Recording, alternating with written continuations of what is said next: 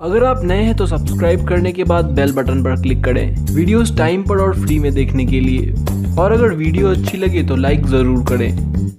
दोस्तों, क्या आप जानते हैं कि ओमान मध्य पूर्व यानी कि मिडिल ईस्ट में बसा एक छोटा सा देश है जो कि क्षेत्रफल के हिसाब से लगभग भारत के राज्य मध्य प्रदेश जितना है। मगर यह छोटा सा देश ओमान बाकी गल्फ के अरब देशों की तरह ही काफी ज्यादा धनी है। ओमान मध्य पूर्व में यमन, सऊदी अरब और यूएई से घिरा एक छोटा सा देश है जहाँ की कुल आबादी सिर्फ 50 लाख है। मगर ओमान प्रति व्यक्ति आय के हिसाब से दुनिया का 24वां सबसे धनी देश है। बहुत से लोग यह नहीं जानते कि आज के समय छोटा सा दिखने वाला ओमान एक समय पर यमन, संयुक्त अरब इमरात, अफ्रीका और सऊदी अरब के एक बड़े हिस्से पर राज करता था और एक समय पर पाकिस्तान का ग्वादर पोर्ट ओमान का हिस्सा था। यह बात शायद आपको चौंका दे कि बाकी अरब देशों की तरह ओमान कभी भी पूरी तरह से अंग्रेजों का गुलाम नहीं बना था। मगर एक समय पर ब्रिटेन ने ओमान की सुरक्षा अपने अंदर ले ली थी और अंदर से अंग्रेज ही ओमान की किस्मत का फैसला कर रहे थे। मगर आधिकारिक तौर से ओमान कभी भी ब्रिटेन की कॉलोनी नहीं बना। ओमान दुनिया के उन 27 देशों में से एक है जहां पर ट्रेन मौजूद नहीं है। ओमान की राजधानी और सबसे बड़ा शहर मुस्कात है। ओमान एक एब्सोल्यूट मोनार्की यानी कि एक निरंकुश राजतंत्र है और यहाँ साल 1749 से ही अल सईद राजवंश राज कर रहा है। इतिहास का सबसे छोटा युद्ध ओमान ने लड़ा था जो कि सिर्फ 40 मिनट तक चला था। साल 1900 की शुरुआत में ओमान एक बहुत ही कमजोर देश था जो कि आपस में ही बटा हुआ था, जिस वजह से बाहरी देश जैसे कि ब्रिटेन इसका इस्तेमाल कर रहे थे। और एक समय पर मध्य पूर्व का एक ताकतवर रहा देश ओमान जो कि दूसरों पर राज करता था, अब खुद दूसरों के इशारे पर काम कर रहा था। और ओमान के लोगों का रहन सहन भी बाकी अरब और अफ्रीका के गरीब देशों की तरह था और यह देश खजूर, मोती और मछली का एक्सपोर्ट करता था। मगर ओमान का वक्त तब आया जब साल 1962 में यहाँ पर तेल की खोज हुई और साल 1970 में सुल्तान काबूस बिन सईद ने ओमान की सत्ता संभाली। सुल्तान काबूस बिन सईद ने तेल से आए पैसे को ओमान के आधुनिकीकरण यानी कि मॉडर्नाइजेशन में खर्च किया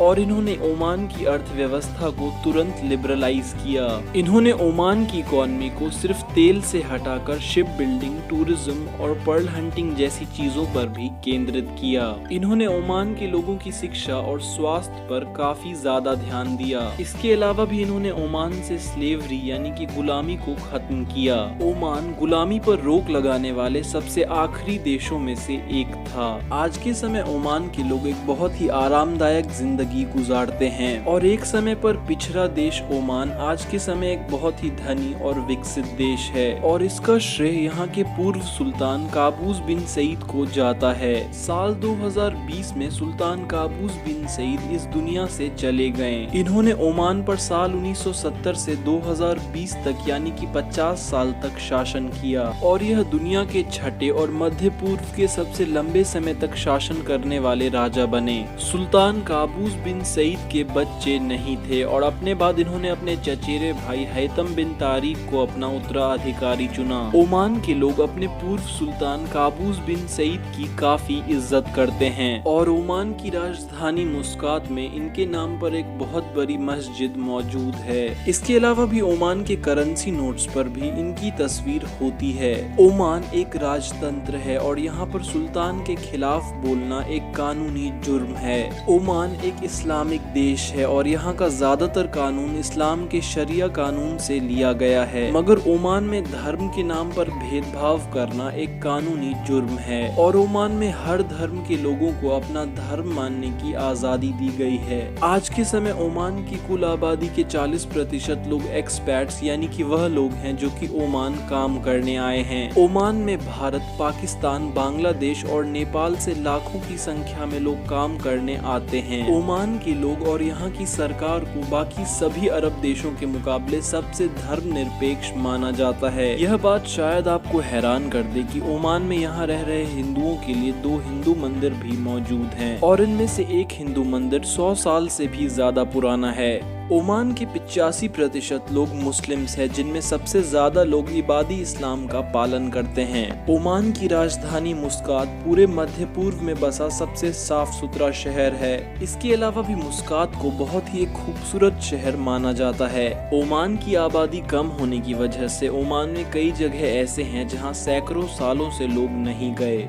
ओमान के दोफार क्षेत्र में मानसून के समय जब बारिश होती है तब यहाँ की हरियाली देखने लायक होती है और इसे देखकर यह नहीं लगता कि आप अरब के रेगिस्तान में हैं। ओमान बाकी गल्फ देशों की तरह ही काफी ही एक सुरक्षित देश है और ओमान में होने वाले क्राइम्स की संख्या लगभग 0% है। ओमान के संबंध भारत के साथ बहुत ही अच्छे हैं। ओमान दुनिया के कुछ उन देशों में से एक हैं जो कभी भी भारत के इंटरेस्ट के खिलाफ नहीं जाते और ज्यादातर वक्त पर भारत का साथ देते हैं। इसका कारण अगर देखा जाए तो ओमान के कई सुल्तानों ने अपनी पढ़ाई भारत में की थी। यहाँ तक कि ओमान के पूर्व सुल्तान काबूस बिन सईद ने भी अपनी पढ़ाई भारत के पुणे में की थी। काबूस बिन सईद जब भारत में अपनी पढ़ाई कर रहे थे तब शंकर दयाल शर्मा उनके प्रोफेसर थे। इसी वजह से जब शंकर दयाल शर्मा भारत के प्रेसिडेंट यानी कि राष्ट्रपति बने और उन्होंने पहली बार ओमान का दौरा किया, तब ओमान के इतिहास में पहली बार ऐसा हुआ कि ओमान के सुल्तान, जो कि शाही कानूनों के मुताबिक किसी भी देश के हेड ऑफ स्टेट को लाने नहीं जाते थे, वह शाही कानूनों का उल्लंघन करते हुए एयरपोर्ट भारत के राष्ट्रपति और अपने शिक्षक शंकर दयाल शर्मा को लाने गए। जब भारत के राष्ट्रपति ओमान पहुंचे तो उन्हें पिक करने के लिए शॉफर्स यानी कि ड्राइवर्स मौजूद थे, मगर ओमान के सुल्तान ने ड्राइवर्स को वापस भेज दिया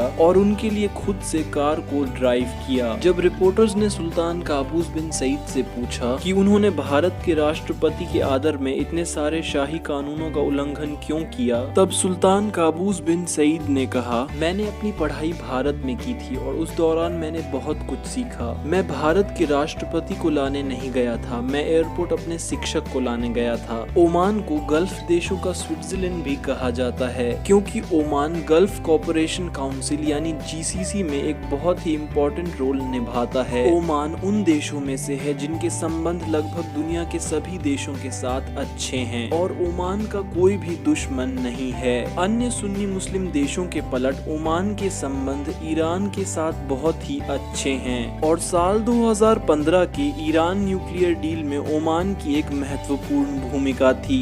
ओमान की सरकार अपने नागरिकों को मुफ्त शिक्षा और मुफ्त में वर्ल्ड क्लास हेल्थ केयर प्रदान करती है। ओमान गल्फ के अन्य देशों की तरह ही एक टैक्स फ्री इकोनॉमी है और यहाँ किसी भी प्रकार का इनकम टैक्स नहीं लिया जाता। ओमान की सरकार यहाँ के वह नागरिक जो कि विदेश में अपनी पढ़ाई करना चाहते हैं, उनकी पढ़ाई का खर्च खुद उठाती है। ओमान ने अपने सभी नागरिकों को 18 साल के बाद बहुत ही कम पैसे में घर बनाने के लिए जमीन मिलने का कानूनी अधिकार दिया है। ओमान में टेररिज्म का दूर दूर तक कोई नामो निशान नहीं है और ओमान टेररिज्म यानी कि आतंकवाद से काफी दूर है। ओमान के कानून के मुताबिक यहाँ की पुलिस को किसी भी घर की तलाशी लेने के लिए कोई सर्च वारंट की जरूरत नहीं होती है। ओमान की सड़कों पर बिना वजह हॉर्न बजाना एकदम से मना है। ओमान में मुस्लिम्स के लिए शराब पीना कानूनी तौर से मना है, लेकिन वह लोग जो कि मुस्लिम नहीं है वह शराब पी सकते हैं, मगर नॉन मुस्लिम्स भी अपनी कुल आय का 10% से ज्यादा शराब पर खर्च नहीं कर सकते हैं। ओमान की करेंसी ओमानी रियाल है और यह दुनिया की तीसरी सबसे मूल्यवान मुद्रा है। आज के समय यहाँ का एक ओमानी रियाल भारत का 212 रुपए होता है। ओमान में शिक्षित की संख्या बीते कुछ सालों में बहुत तेजी से बढ़ी है। साल 1990 में ओमान की 54% आबादी शिक्षित थी, जो कि 2020 में बढ़कर 93% हो गई। ओमान जितना भी पैसा खर्च करता है उसका 26% भाग शिक्षा पर होता है, जो कि ओमान की कुल GDP का 4% है। ओमान पक्षियों के लिए काफी ही एक विचित्र देश है। ओमान में 550 प्रजाति की पक्षियां पाई जाती हैं। ओमान का नेशनल बेवरेज कॉफी है, जिसे ओमान में कहावा कहा जाता है और ओमान के लोग कॉफी पीना काफी ज्यादा पसंद करते हैं। ओमानी महिलाएं बुरखे के बजाय एक सांस्कृतिक मास्क से अपना चेहरा ढकती हैं और इसे ओमान में बटूला कहा जाता है। ओमान के 88% लोग शहरों में रहते हैं और ओमान के सिर्फ 12% लोग ही गाँव में रहते हैं। ओमान में 1 स्क्वायर किलोमीटर जमीन पर सिर्फ 16 लोग रहते हैं। ओमान की टूरिज्म इंडस्ट्री बहुत ही तेजी से आगे बढ़ रही है और साल 2019 में 41 लाख लोग ओमान घूमने आए थे। ओमान का परफ्यूम ब्रांड अमुआज दुनिया के सबसे महंगे परफ्यूम ब्रांड्स में से एक है। ओमानी पुरुष अपने साथ एक चांदी से बना खंजर रखते हैं जो कि यहाँ परिवार में पीढ़ी दर पीढ़ी आगे बढ़ती है। ओमान के एक पौधे का गोंद जिसे फ्रैंकिनसेंस या फिर लोहवान कहा जाता है, इसका इस्तेमाल सालों से परफ्यूम और कॉस्मेटिक्स में होता आ रहा है और प्राचीन समय में पूरी दुनिया ओमान को इसी की वजह से जानती थी। अगर कोई ओमानी नागरिक किसी विदेशी से शादी करना चाहता है तो इसके लिए उन्हें ओमान की सरकार से परमिशन लेना जरूरी है। यह माना जाता है कि ओमान में 1 लाख साल से भी ज्यादा से लोग रह रहे हैं। दूसरी शताब्दी के दौरान अरब के कई कबीले यहाँ आकर बसने लगे। साल 620 में ईरान यानी कि पर्शिया के ससेनियन एम्पायर ने आज के ओमान के एक बड़े हिस्से पर कब्जा कर लिया जो कि 7वीं सदी में जाकर खत्म हुआ जब अरब में इस्लाम का आगमन हुआ और इस्लाम के प्रॉफिट मोहम्मद की मौत के बाद आए पहले खिलाफत रशीदुन कैलिफेट ने ओमान पर कब्जा किया, जिसके बाद इस्लाम ओमान का बहुसंख्यक धर्म बन गया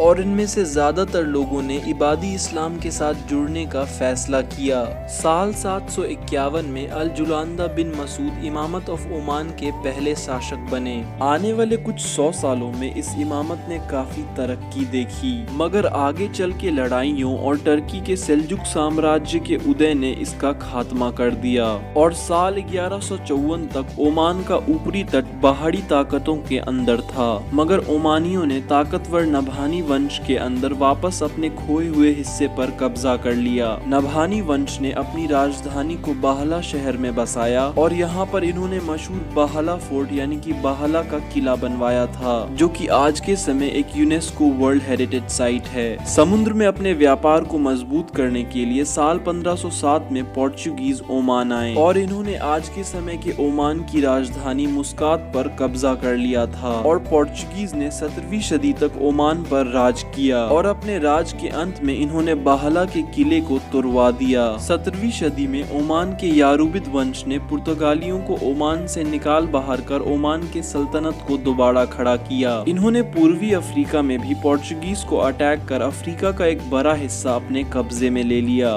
मगर साम्राज्य में चल रहे सत्ता संघर्ष, गृह युद्ध और पर्शिया के नादिर शाह द्वारा किए हमले ने इस वंश को कमजोर कर दिया। साल 1744 में हाउस ऑफ बुसैद यानी कि अल सईद वंश ने सत्ता संभाली और आज तक इन्हीं के वंशज ओमान पर राज कर रहे हैं। अल सईद वंश अपने स्वर्ण युग पर तब पहुंचा जब इस वंश के छठे सुल्तान सईद बिन सुल्तान सत्ता में आए। इन्होंने ओमान की राजधानी को स्टोन टाउन से बदलकर अफ्रीका के तंजानिया में जंजबार नाम की जगह पर कर दिया और उस दौरान ओमान देश के 2 हिस्से थे, एक जो कि गल्फ में था जिसे ओमान और मुस्कात कहा जाता था और दूसरा जो कि अफ्रीका में था जिसे सल्तनत जंजबार कहा जाता था। ओमान के कब्जे के दौरान जंजबार गुलामों की खरीद बिक्री का एक मुख्य केंद्र था और यहाँ से अफ्रीकी गुलाम ओमान और बाकी अरब देशों में भेजे जाते थे।